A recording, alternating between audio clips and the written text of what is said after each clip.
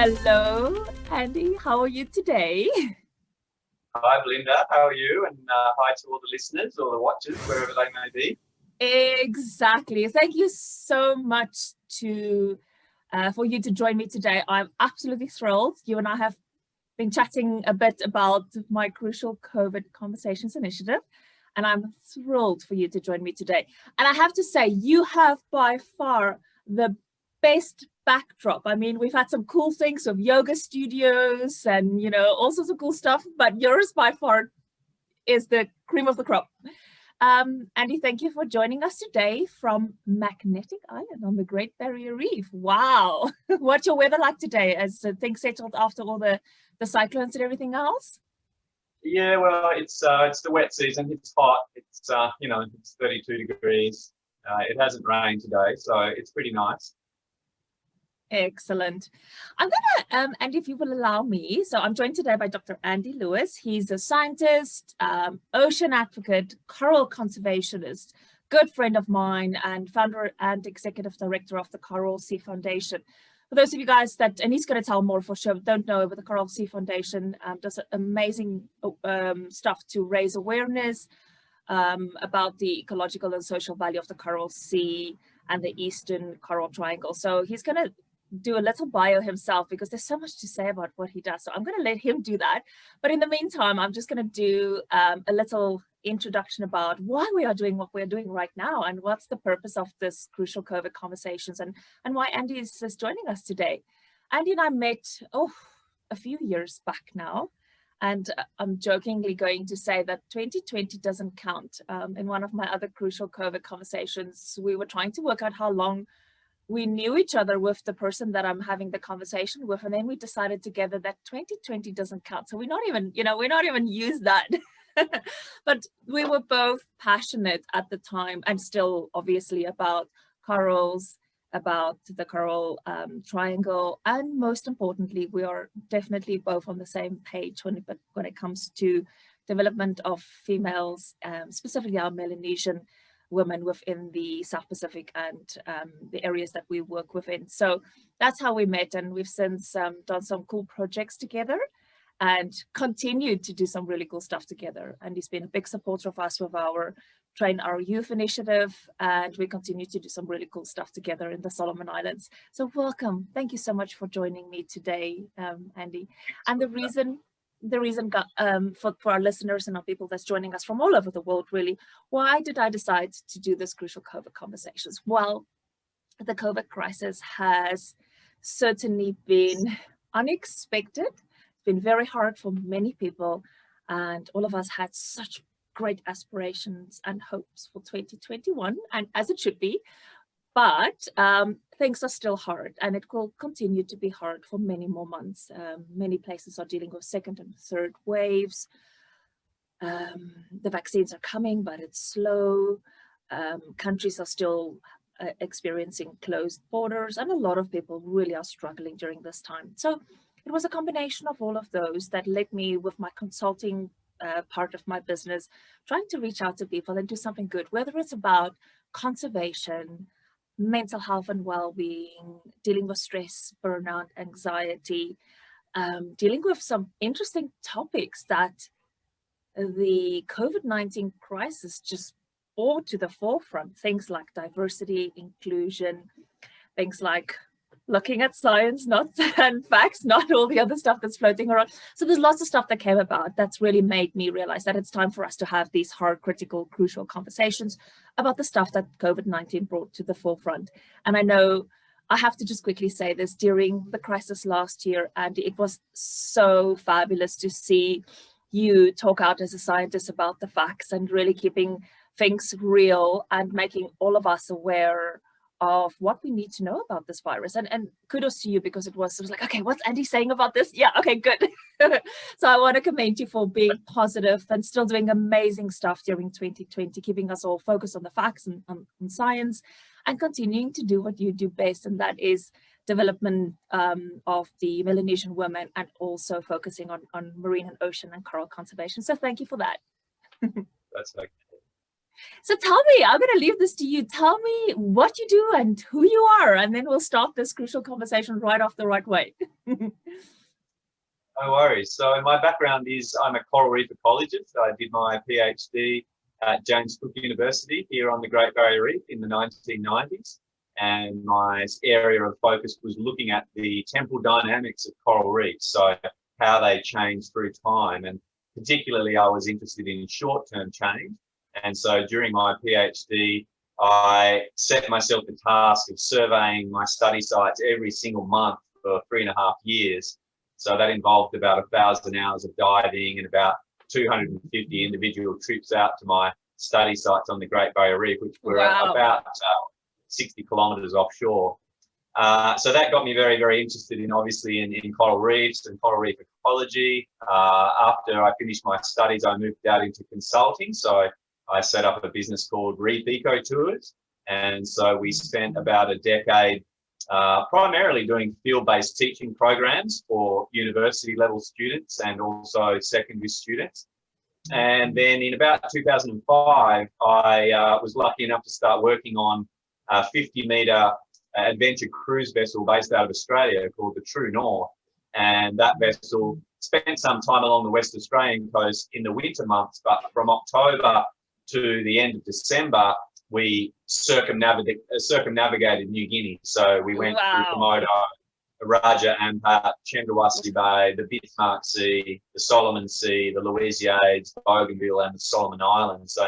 So I was running the ecotourism activities on that vessel for over a decade, and it gave me an unprecedented overview of the condition of the coral reefs in all those areas that we were going through. It's very, very remote. Few people get to go there. It was really only because we had a very well-equipped expedition vessel at our disposal that we were able to see these places. And so a couple of things really jumped out at me. Firstly, the quality of the coral reefs in those areas was still quite good. And I was monitoring right through 2015 and 2016 and 17 as the global bleaching event unfolded. And we really didn't see any significant bleaching through those areas from Raja Ampat right out to the end of the Solomons. Yeah, there was a little bits of bleaching here and there, but there was none of the mass bleaching and mortality that we saw on the Great Barrier Reef, for example. Right. So that really made me realise that, okay, the relative value of all that reef there suddenly skyrocketed. Secondly, it's ultra high biodiversity. It is the eastern extension of the Coral Triangle. And, you know, the fact of the matter is now the Western Coral Triangle, Indonesia and the Philippines has about 175 million people living on it now. The eastern end of the Coral Triangle has about 8 million people. So in terms of where the best, biggest, last reservoir of the high biodiversity coral reef left in the world, it is now in the Eastern Coral Triangle. So Papua New Guinea, Solomon Islands, the Northern Coral Sea, the Great Barrier Reef. That is now the best reef left in the world. And it was evident as I travelled through there that there was not nearly enough marine protected areas through that area to actually make sure that we had a robust conservation outcome. So in about 2016 or 17, I sort of looked at my skill set and I looked at where I was in my career, and I thought, really, I've been blessed with a unique combination of experiences and skills, which I really now should be using to best advantage to try and drive good, positive marine conservation outcomes through that area. And primarily that involves engaging with the local people. As you know, Belinda, in these places. In Melanesia, there isn't any capacity for government top-down management of marine reserves. The only way that the marine protected area system will work is through the local people that actually own the reefs, taking responsibility for it, understanding that there's a benefit to them. If they preserve about 1/3 of their reef, they'll actually catch more fish. And so getting that message across, finding ways to get that message across, you know, it was evident to me that that was really important, as well as building these long-term connections with the local people so that they really felt supported through the conservation process. So that led me to set up the Coral Sea Foundation in around about 2017. We set up the foundation initially, and it's still going today. And so one of the things that, as I was traveling around through all these areas, one of the things that really jumped out at me was that in many cases, the demographic of local people that was most interested in conservation were the young women. It was most often young women that were coming up to me and saying, you know, I want to get involved. How can I get involved? What can I do? And I suddenly thought, you know, really we should be spending more time empowering these women and encouraging them to take the lead role in driving the community awareness for the need for marine reserves. And, you know, there's abundant information now from studies in Africa and other parts of the developing world that show that if you educate women and girls, you achieve a whole suite of positive environmental and social outcomes with that one action. So birth rates go down, rates of domestic violence go down, small business startups improve, everyone's health improves. So it was really a case of bringing those two threads together and saying, okay, well, there's this huge human resource in Melanesia of all these young women that are fantastic in the ocean. They're great divers. They've grown up in the bush. They can swim and they can fish and they can hunt and they can dive, and they're very keen on conserving the reef. Yeah. I thought to myself, okay, well, let's see if we can't empower those women and get them involved in conservation. So that was really the genesis of the Sea Women of Melanesia program. And that program started with me training one woman in 2017. And that was on a shoestring budget. We were hoping to get her down to James Cook University in Australia. When we looked at the costs, it was going to be over 130,000 Australian dollars just to educate one woman for 3 years at university. And I just said to her, look, we don't have that much money, but what we can do is bring you to Australia. So we got her a passport, we got her a visa, we brought her down here to Magnetic Island. The local dive shop trained her for free. We put her through to the end of her dive master training. And then we sent her back to her home area in Papua New Guinea. And in local language, she was able to explain to the local people the benefits of marine reserves. And they said, yes, we're very interested in doing that. But we want to see this guy, Dr. Andy, come back and show that he's serious. And so that was sort of my first independent Coral Sea Foundation expedition in 2018. I think at that stage we had about $9,000 in the bank, and I spent $8,000 of it on this expedition. We hired a 23-foot open longboat, and I loaded it with 400 litres of fuel, and we went about 125 kilometres, four of us in an open boat, out to this incredible reef area that I'd been visiting already for 12 or 13 years. And out of everywhere that I'd been around the world, I rated the reefs in this particular area as the best I'd ever seen. So it was literally going straight to the top of the pile. And we went out there and held meetings with all the landowners, and it was just a fantastically successful trip and very heartwarming. You know, we had grown men, village leaders in these communities in tears at the community meetings, saying firstly that I was the first person that had ever shown any interest in their well-being at all. Wow. And secondly, they were realizing from what I'd told them about the marine science that they hadn't been looking after their reefs properly, that they had been overfishing them. They had seen the numbers of big fish going down, and they didn't really know what to do about that. And so they were so grateful that someone had come and explained to them, okay, there is a way out of this problem. And that led to the formation of the Nua Marine Reserve Network, which is now lining the channel between Ferguson Island and Sanaro Island in the Dontra Castro group of Papua New Guinea, 9 degrees south of the equator, on the junction point of the Solomon Sea and the Coral Sea. Outstanding biodiversity, and we're well on the way to getting a reserve network all through that area. And it was all started out of one conversation with one young woman in a jungle village in the early hours of the morning, and talking about marine conservation. So to date, we've trained over 30 women. So we've trained over 20 women in Papua New Guinea, And as you know, the program we did with Diamunda in 2019, we trained another 8 women from some of the traditional areas in the Western Province of the Solomons. So the program continues to expand. We've opened an office now in Alatau in the Milne Bay Province. We've got an office in Port Moresby. We've got a fantastic team of women in all those areas, and it's going from strength to strength. We were recognised with the Ocean Tribute Award at Boot Dusseldorf in January in 2020, and so that really has brought the Coral Sea Foundation work to the attention of people in Europe, which is very good timing as we enter the UN Decade of the Ocean. So, yeah, it's been a lot of fun. It's busy, of course, running an NGO.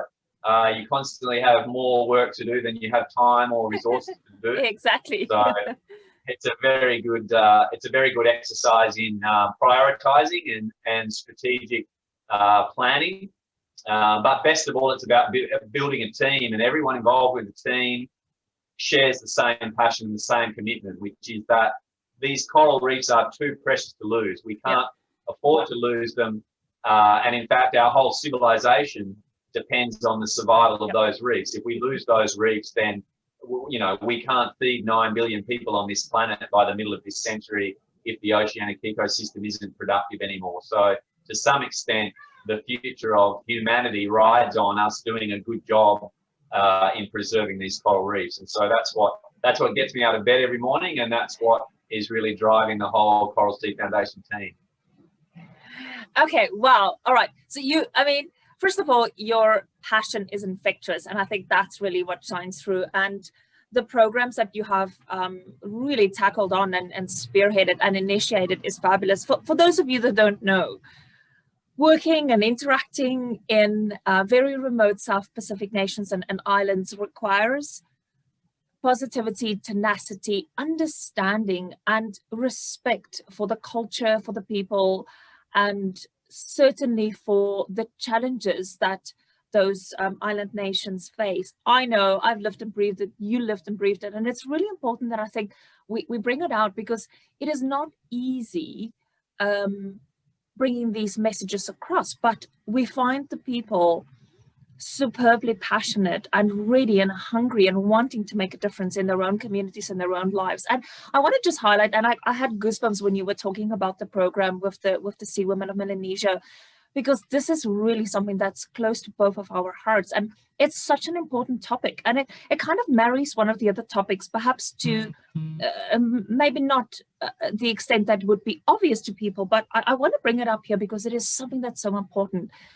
During 2020 and during this COVID crisis, we saw lots of topics that came to the forefront throughout the world, whether it was in Europe, Africa, America, where things like diversity, cultural sensitivity, understanding people, and taking the time to really understand what makes people tick in these communities, what is important, why are they suddenly now speaking up? And we should be listening, we must be listening. We should have been listening many, many years ago. And your program, in terms of looking at the Melanesian women and giving them the opportunity to share their cultures, share their passion, but also really making us understand that if we don't listen to these communities, if we don't do something, we will be losing one of the most important resources that we have in the world. And these are these coral reefs that's sitting in areas where the only way that we can make any move forward is by empowering the people. It's their land, it's their reefs. They want to do the right thing, but it's helping them to create, for us to create awareness, and also helping to generate income and resources that people like yourself can actually go out and make a difference. So, Andy, it's so important what you're bringing up, and I want to just say thank you for all the work that you are doing. But let's get back to crucial COVID conversations. And part of what I'm going to ask you right now is, again, exactly your response to 2020. I mean, what have you learned? What are the things that made you positive, and what are the things that you've learned with that conservation hat on and working in diverse communities and remote areas? What are the things that you've learned? Tell me more. Yeah, look, I think like everybody, one of the major things I had to deal with early on was the shock of having our whole 2020 plan turned upside down. I mean, we at the end of 2019, we were really on a roll. We started to attract more funding. We probably had over $100,000 worth of funding come in towards the end of 2019 and the start of 2020. We had a 24-meter dive vessel gifted to us at cost for our use in our marine conservation program in Papua New Guinea and the Solomons. We had all sorts of people putting their hands up to get involved. And so we had a very ambitious program of 5 major expeditions that we were planning to do right through that eastern arc of the Coral Triangle to kickstart the whole program, training women, setting up marine reserves, visiting communities. With 1 week to go before the first expedition was due to leave in the late part of February, I had to make the decision of, okay, do we go or not go here? Knowing that I was taking people into a remote part of the world. At that point, we didn't know what the fallout was going to be. We didn't know what the disease implications were going to be.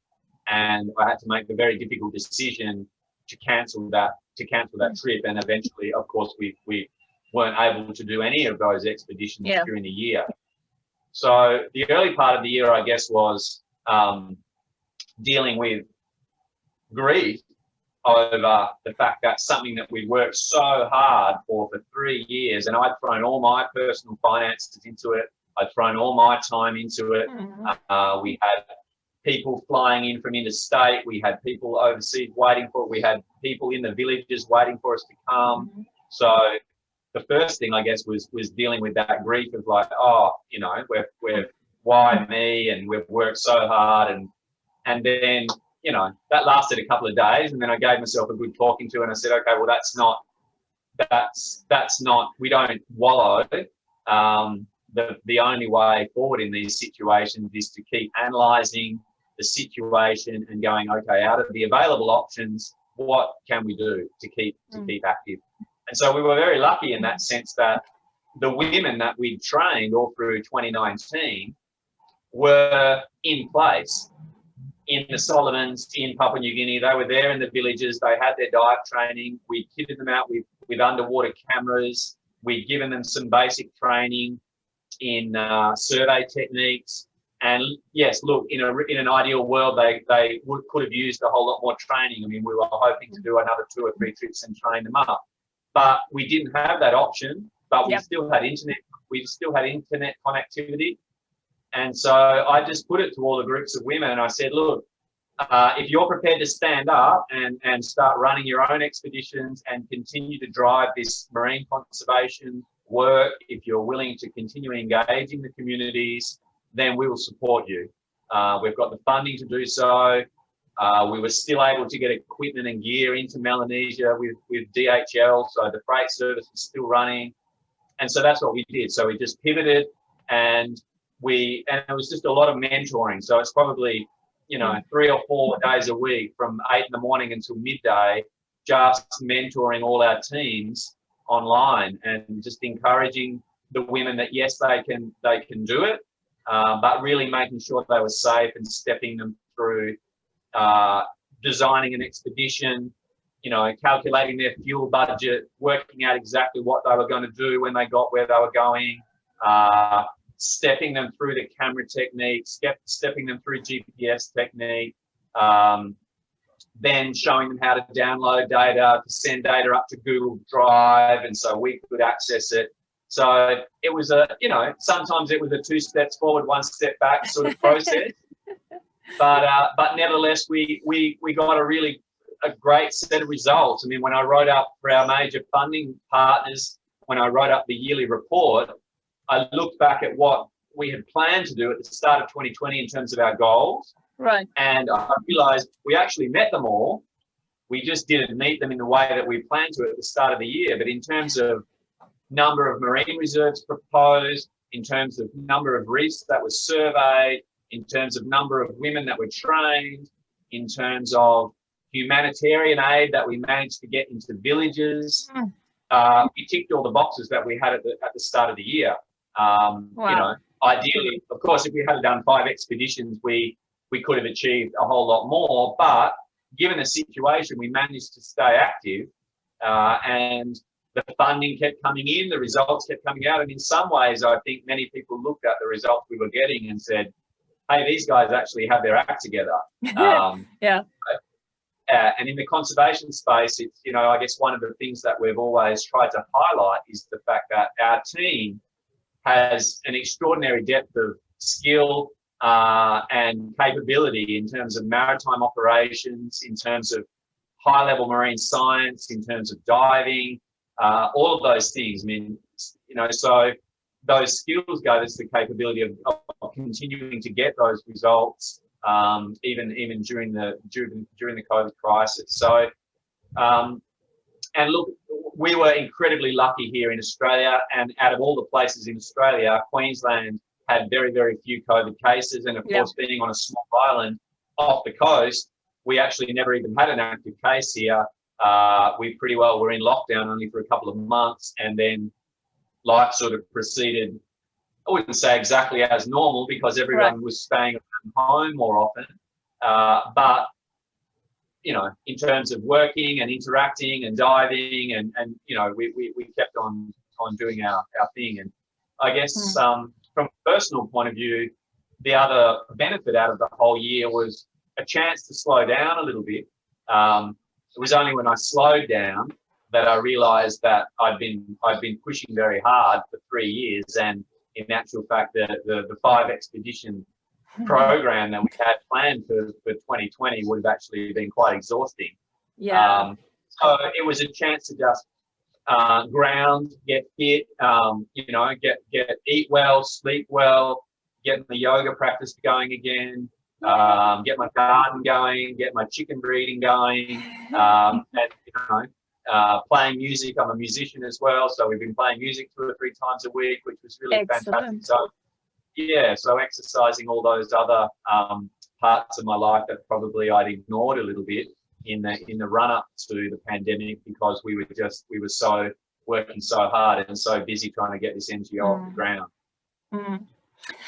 And yes, I mean, I'm gonna pick up some common threads here that thank you for sharing your story, both business and personal wise, because I think it talks exactly to why these crucial COVID conversations is so relevant, and it helps people find perspective, stay positive, but it's also about sharing cool stories and sharing inspirational stories. And your story about how you have taken a year that could have been, sorry to say, but a disaster for your NGO, and it would have been really challenging. But you've taken the time that you need to just reorganize, diversify, staying positive, seeing perspective, and then realigning. And that is really what diversification of your business and business continuity is all about.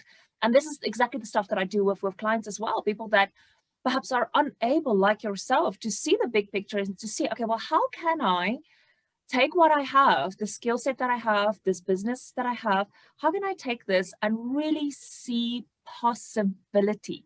And this is what you have done. I mean, and it's such a classic, beautiful example.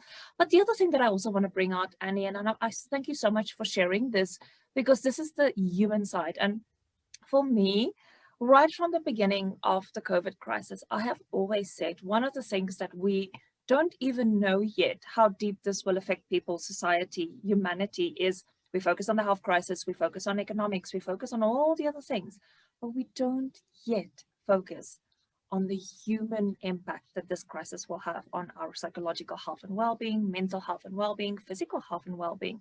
And you've just brought that up again, and I want to just make sure we put it on the table, because that is exactly it. Through this crisis, I think a lot of people have gone really, and some people are still there. I mean, I find myself there going back every once in a while thinking, oh, you know, what now?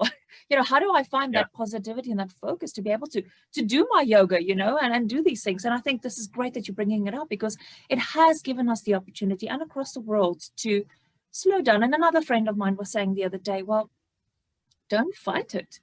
Take the time right now that you have to sit back and just observe and find that you're filling your cup again to be able to actually start making a difference again. And that's so true. And I think there is good to be found and there is positivity, but we have to look for it. These things, you know, it just doesn't come naturally like it perhaps did for most of us before. And I still think stories like yours coming out and talking about what you've done for the business, talking about what you have personally had to do and what you have had to face emotionally, and it's giving other people the opportunity to say, hey man, you know what, I'm not alone. We are all in this together. And through these stories and sharing these experiences, you know, even if we touch one person's life and we give one person the opportunity to say, hey man, that gives me an idea. Yeah, I should pick up yoga again. And this is what this is all about. So, I mean, it's so powerful what you have said. And I think you have done an amazing job by giving us a positive, beautiful example of what can be done during COVID, you know? So what's going to, go ahead. Yeah, sorry. So in some ways, the you know, the constitutional criteria about where money in an NGO can be spent, to some extent, forced me to go, okay, I need to stay active, because the money that we raise through the Coral Sea Foundation has to be spent on our charitable purpose. Okay, right, I mean, yes, we could keep it in the bank, but it's not serving the charitable purpose. Exactly. So I can't spend it on myself. I can't spend. The only way that I can spend it is to serve the charitable purpose of the foundation, which is to raise awareness of the value of these coral reefs and take pragmatic marine conservation action. And so to some extent, I think the results we were able to achieve came from that understanding of going, okay, well, we've got $70,000 in the bank here. What are we going to do with it? We've got the women in place. Yes, they can charter a boat and they can go and do diving and they can go and do surveys, and yes, we can send. So to some extent, it spurred me to just keep on being active, and I guess one thing that comes out of working on the sea and diving and maritime operations and marine science is that whole concept of at every stage simply looking at the next step and going, okay, what is the most logical and pragmatic move forward here? Don't procrastinate, keep action going, but at each stage say, okay, what's the most pragmatic action to take here? Yeah. So that's important. And I think the other thing that you touched on in terms of people's personal practice, and certainly one thing I found through re-deepening my yoga practice and particularly through my Zen sitting practice, was the notion of being present in the present moment, which is what we tend to forget, and yet every aspect of life gets lived in the present moment. There is really no other moment, and so the COVID thing, I think, has given people the time, perhaps, to be present. Whether they've spent that time actually being present, or whether they've spent it worrying about what didn't happen or what's going to happen, or is something that hopefully people have developed some of that thinking as they've gone along. But look, certainly I'm cognizant of the fact that we're very, very lucky here. I mean, I've got friends in America, I've got friends in Europe, and they've been suffering. I mean, some had COVID, terribly sick. Friends in America, in the whole combination of the COVID outbreak, the political disruption going on in America. I mean, that just brought, just literally having a nervous meltdown almost every day. I mean, so I feel very lucky that we've been able to be here. And the other thing, of course, is as a scientist, particularly as a biologist, none of the aspects of the pandemic really caught me by surprise anyway. From a scientific point of view, it was absolutely predictable. It was just a question of when something like that was going to happen. So, and as someone who's studied ecology and biology my whole life, I was pretty well expecting it at some stage during my life time. But I realised that also gives me an advantage. A lot of other people have had their whole world turned upside down, and they're struggling to track it. They're struggling to find, okay, what's happened to the normal reality. So, all of those things, a background in science, a background in spiritual practice, and just a can-do attitude, and continuing to put one foot in front of the other. And, you don't stop and you don't give up. And that's always been something that's driven me my whole career. And that's something that's a good philosophy, I think, to have. You just keep going. Yeah, and it's amazing that you're sharing that. Thank you, Andy, because that's exactly why these things are so important, that we are talking and we're giving people. And I want to just acknowledge something that you have said, because, you know, I have thought about it, and somebody has mentioned it as well, and I'm glad you're bringing it up. People are saying, okay, well, it's all good and well, you know, for people, for us that may have been, to use your word, lucky, and I don't quite believe in luck. I think you create your own luck, but I hear what you're saying. You're in an environment where it supports different things better than in an environment where it doesn't. And we both have lived and breathed in those environments. We know how challenging it can be. And I don't mean for our crucial conversations to be disrespectful of people and their struggle at all. On the contrary, it is trying to, even if it's just one thing that you take away from these discussions that will help you deal with this crisis perhaps in a better or different way. And I also want to add to what you're saying. I mean, it's not too late, in the sense of, if you haven't had time, perhaps you didn't understand how long this will linger, or you didn't have time to really think about you yourself and what you need to do to internalize all of this. It's not too late. Start meditation now. Start, you know, take those 10 minutes to get physical active a day, whether it's going for a yoga flow, or whether it's going for a 10-15 minute brisk walk. It doesn't matter what you do, but it's not too late. You got to start.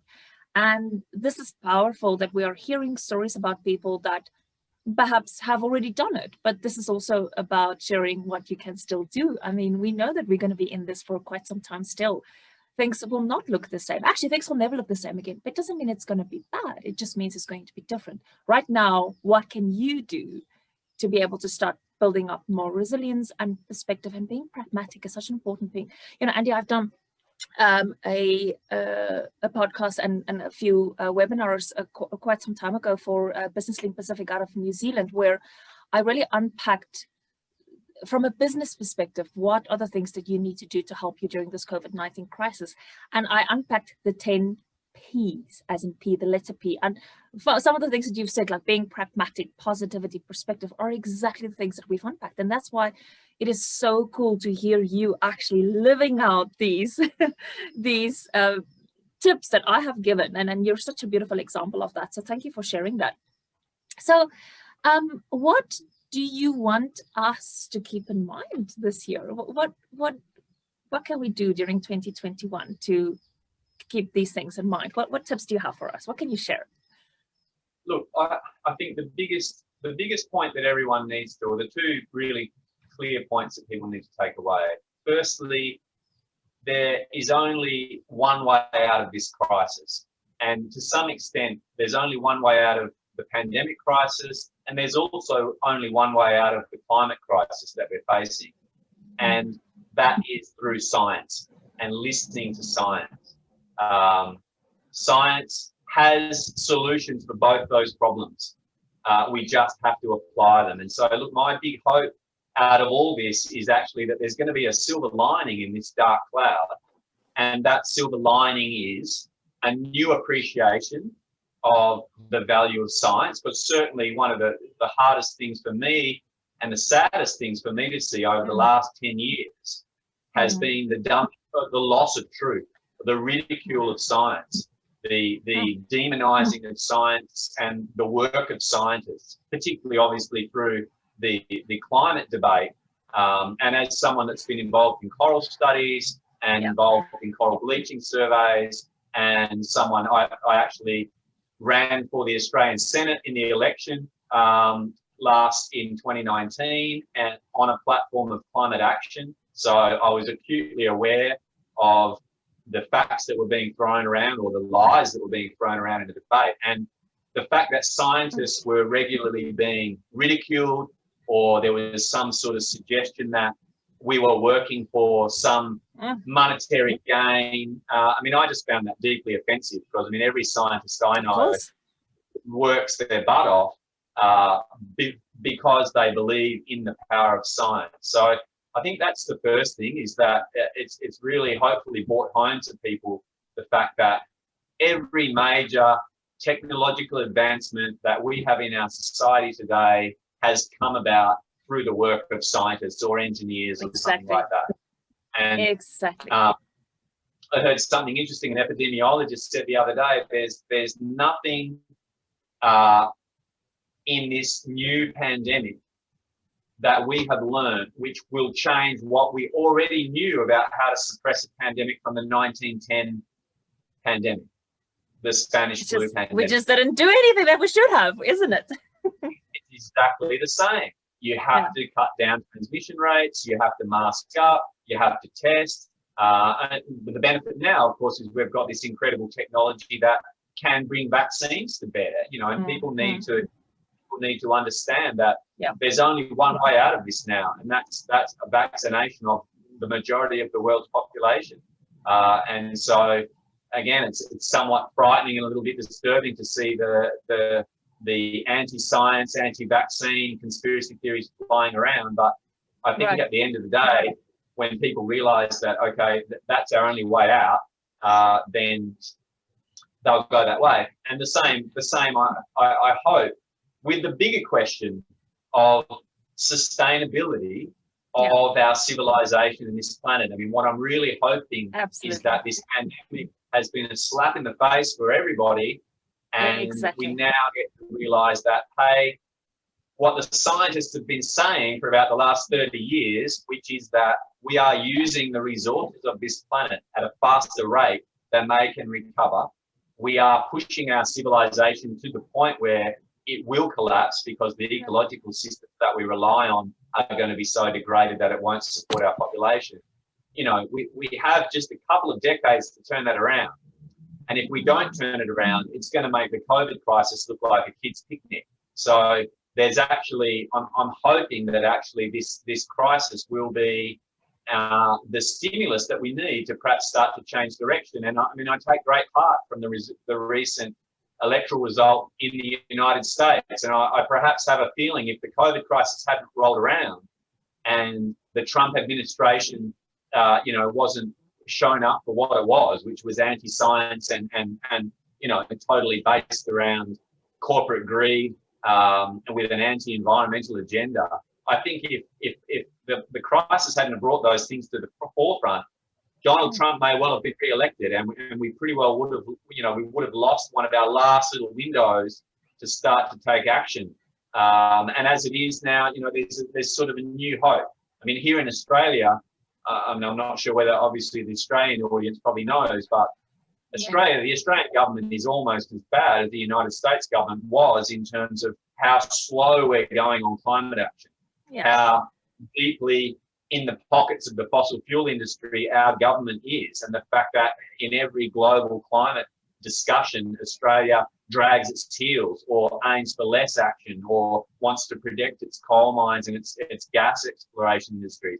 So it's very heartening to me now to see that the whole world is rolling, you know, with Joe Biden at the helm, and America suddenly making all these big, fast decisions on how they're going to support the renewable energy transition. It gives me a lot of hope that actually collectively we're now going to start to take the necessary steps that we need to do to solve both these crises at the same time. And they both will be saved. They both will be solved by listening to the science.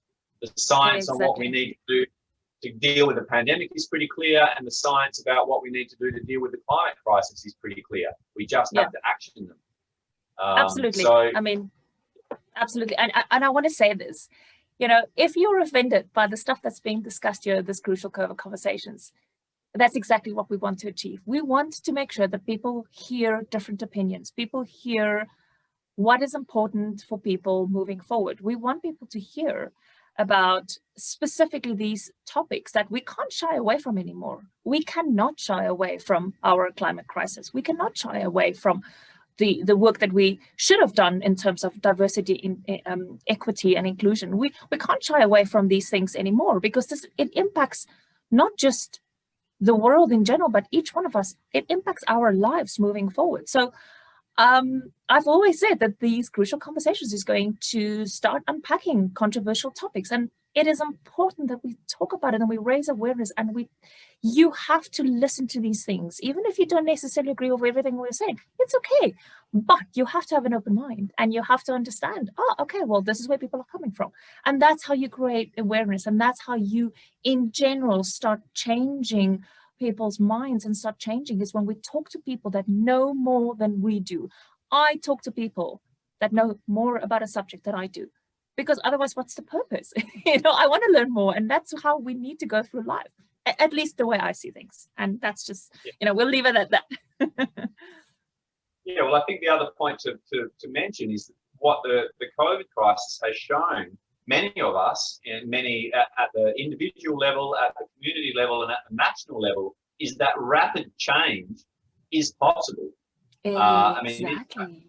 This is the thing. I mean, there's been greater change in 1 year than we saw probably in the couple of decades before that. So, and that steep change is going to be necessary to deal with the climate crisis. So, to some extent, the pandemic has primed us for clearing our minds and going, okay, we're faced with a problem. Yeah. We know science can fix it. Let's get on with the job of doing what we need to do to fix the problem.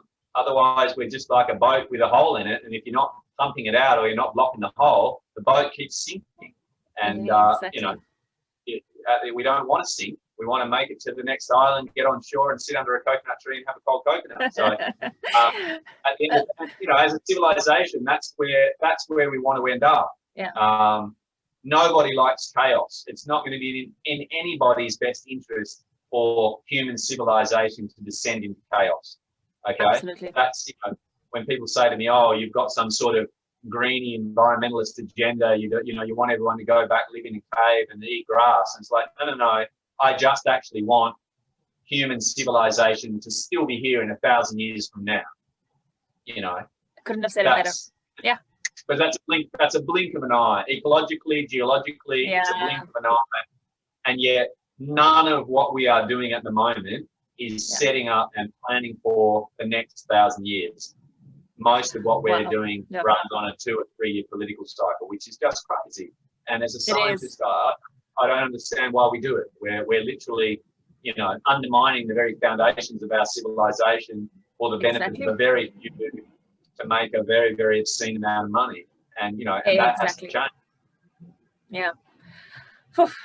And, I love talking to you. This is exactly why, because you bring perspective, you bring science, you bring facts, and you also bring some of those hard topics to the forefront that we have to discuss.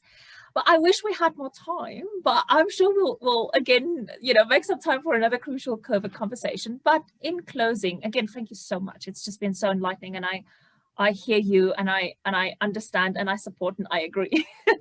But for us to help you in your cause moving forward, maybe in closing, do you want to tell us maybe how people can find you, how people can get involved in your course, and how we can support you to be able to keep on doing what you do, keeping the awareness going, and also making sure we make the right choices in terms of where we go, who we support, and what we support? Sure. Yeah. So we're online. So coralseafoundation.net is our website. We're just in the process of setting up the Sea Women of Melanesia with their own organisation in Papua New Guinea. Excellent. So that will be, and we've got the website sort of up. So that's seawomen.net. So yeah, people should check us out. We've got a profile on Instagram, on Facebook, on LinkedIn, on Twitter. We try and make sure that lots of compelling imagery and stories about the reef and the marine life and the Melanesian people and their culture are coming out on a regular basis. So that sort of meets the first criteria of our mission statement, which is raising people's awareness of the importance of this reef system.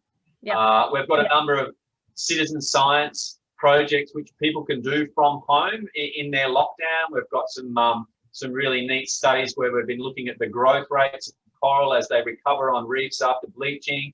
So we've got some great image data sets. If people are interested in helping us measure the growth rates of coral and learning something about the reef, then they can do that. And look, if anyone has skills that they can contribute to the building of the organisation, because that's really the phase that we're in at the moment. If we want to make get some positive outcomes in marine conservation, then we need to work with people, and that means we need to build an organisation that can work with people. So if anyone has those skills in leadership, in web design, in anything, in management, and they want to contribute some time, then that's fantastic. And of course, if people want to make a donation and support the foundation, then that also helps. And when we can't do what we do without money, and yet our overheads are very, very small, people can be rest assured that, you know, anything they donate, 90% of it actually ends up being spent supporting women, supporting villages, and supporting marine conservation in these fantastically important parts of the world. So yeah, we'd love to reach out. We'd love to hear from you, and we'd love to get you a little bit more involved and a bit more aware of the marine conservation work that we're doing. Excellent.